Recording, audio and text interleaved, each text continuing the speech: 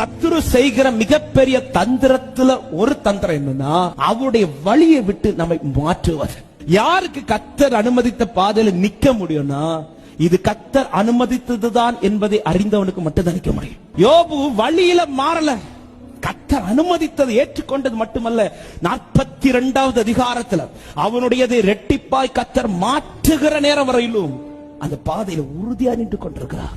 அதை தடுக்கிறதுக்கு சத்துரு துடி துடித்து உங்களை ட்ராக்க மாத்த நினைக்கிறான். கர்த்தருடைய வார்த்தையை நம்பி காத்திருக்கிற தேவ பிள்ளைகளுக்கு சொல்றேன், வார்த்தையை தந்து பலப்படுத்தி நீ இப்படி இருன்னு சொல்லி ஆண்டவர் உங்களை உட்கார வைக்கிறார்னா அதை தாண்டி இன்னொரு ட்ராக்கு போயிடாதீங்க. இது சாத்தானுடைய மிகப்பெரிய தந்திரம். ஆதாம் இருக்கிற இடம் தெரியாதா? தெரியும். ஆனால் கேட்கிற ஆதாம் நீ எங்க இருக்கிறான்னா ஒரே வார்த்தை, அவருடைய பார்வைக்கு முன்னாடி ஆதாமுடைய முகம் இல்ல. எனவேதான் சொல்றேன், வழி மாறுறேன்னா அவரால் என்ன பார்க்க முடியாது. என்னைய ஆண்டவர் பார்த்து என் காரியத்தை பார்க்கணும்னா நான் அவருடைய ட்ராக்ல நிக்க வேண்டியது அவசியம்.